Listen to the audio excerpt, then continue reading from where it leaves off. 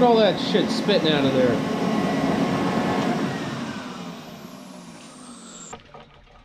A diesel leaking out of the front of this thing.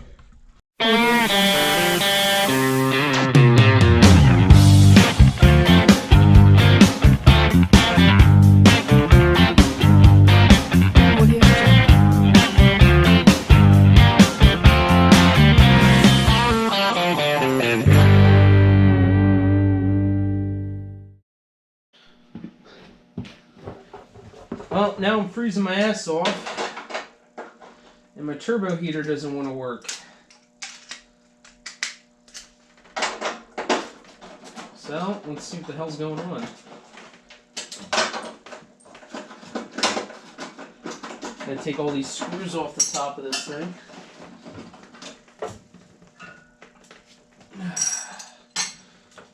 Let's see what's going on. Look, to me, it looks like it's getting way too much fuel.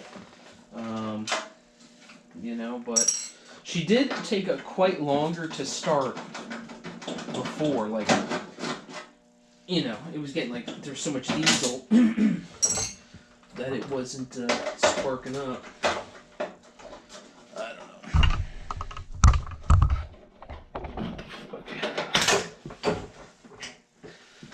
Cold. I think it's like 15 degrees outside.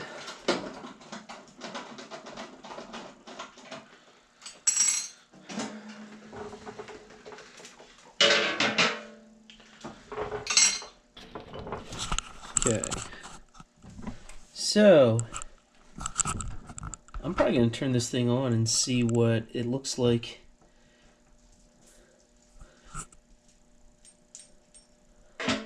I can see maybe it's spitting fuel too bad or something. Ivy, watch out, I'm going to burn your bony ass. Let's do this, let's test this. I'm not a trained professional. This may blow up. Alright, I'm getting good spark. You saw that. So spark looks really good. So spark looks good. Just don't want this to blow up on me.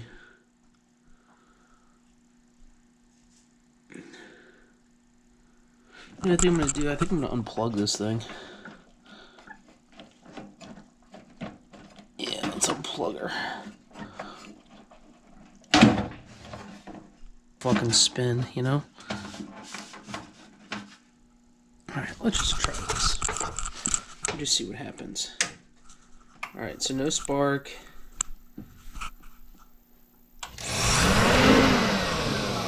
Okay, and it is spitting it out. Well, I wonder if it's spitting it out so much that it's blowing the spark. I think that's what's happening. Let's see what her gap is on this thing. Alright, so we're going to want to take out the points on this thing. The points. You can call it the spark plug. I'm calling it the points, whatever. And notice I've done everything with a 6-in-1 so far. Nothing really too fancy here. And here's your gap. Alright.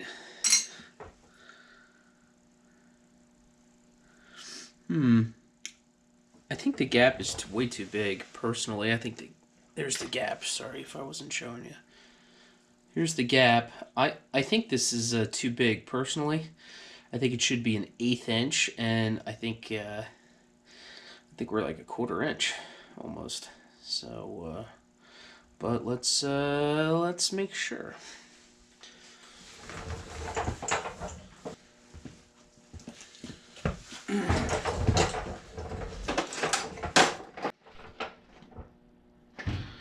Alright, so my gap was pretty high, and it's still a little bit much. So what I'm going to do is turn this in a little bit more.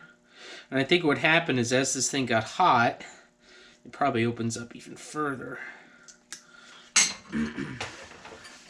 So I'm just bending it. Oh yeah, there you go. So I set these feeler gauges up to an 1/8 inch. And you can see I can go right in, right through there. So that's pretty good. If anything, I might make it a hair tighter. Really, I'm just using these guys.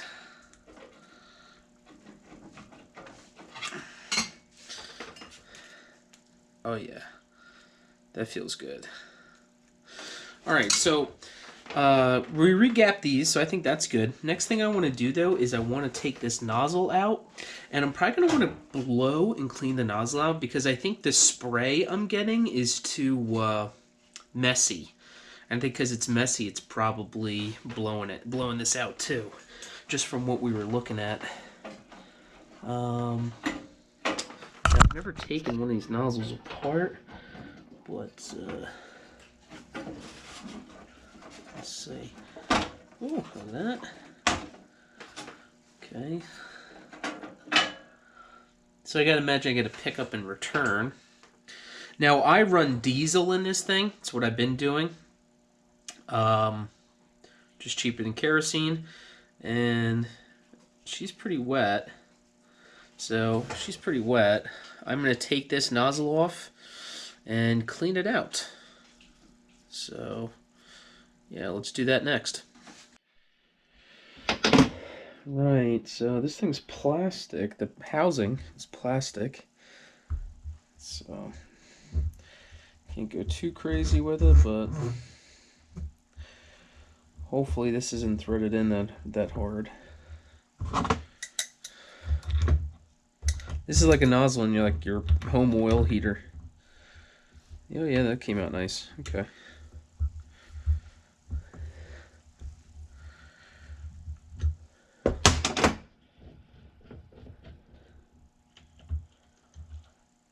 Look at this.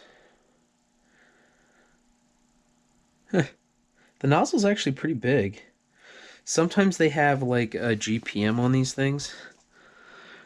Okay, so this is 75K, so it's probably 75,000 BTUs, if I had to guess. Look at that.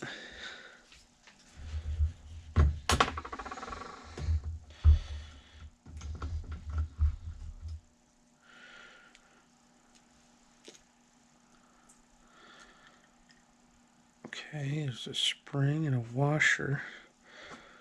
Okay, so obviously this guy was like this. And I've never done this before, so I've, just learning. And so, I guess,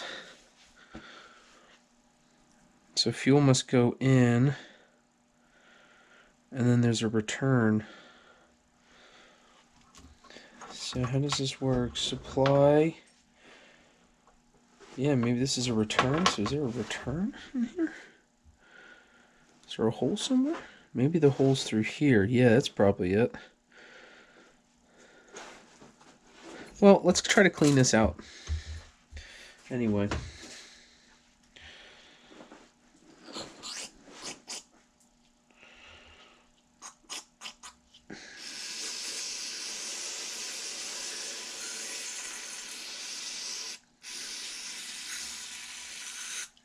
Okay.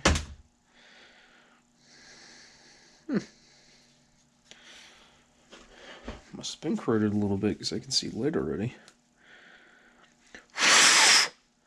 You guys probably can't see that, but if I look down there, I can actually see through the nozzle.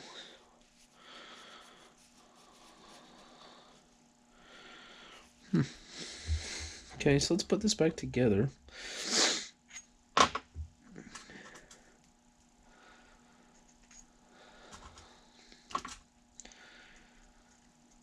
Spring.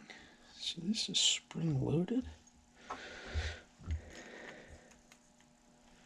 It is spring loaded.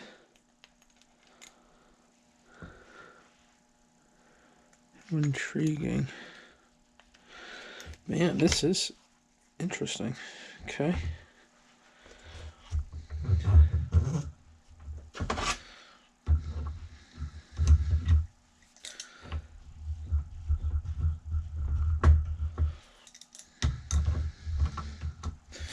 I'm not too sure what the purpose of this spring is. I don't know if it's like preventing this thing from backing out. but I'm really not too sure what the purpose of that is. Okay, pressure this way.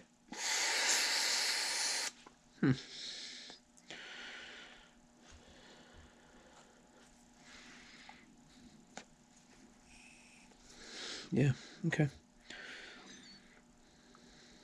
Well, let's put this back in.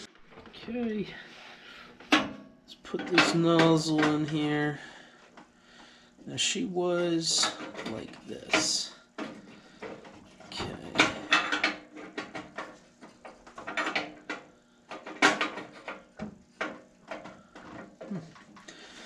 Loose, a little hokey.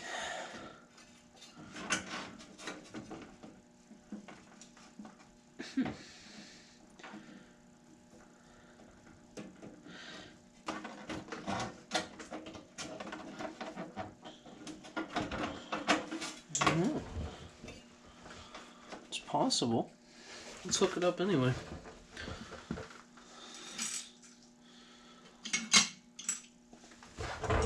So remember, we got these gapped to 1/8 inch, and I didn't look any of this up. I'm just, when I do the PM on my home furnace, you know, I always gap it to 1/8 inch. My buddy's father's an HVAC mechanic full time. He owns his own business, does really well. And remember when I first got my house, I asked him, I said, "Hey, what do you gap this thing to?" He said, "Always 1/8 inch." So that's what we're doing.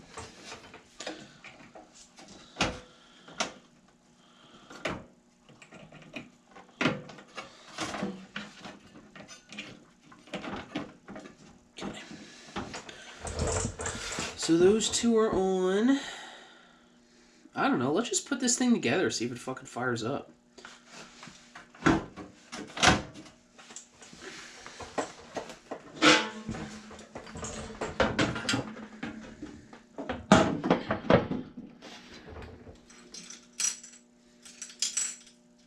I've dropped this thing. Let's put one more in for shits and giggles. Let's put one in the front too.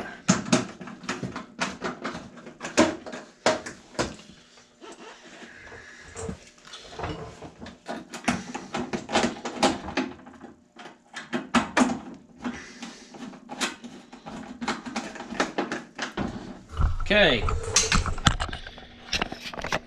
Stand by for takeoff. See if put ourselves on fire. Watch out, Ivy. Daddy's gonna blow up.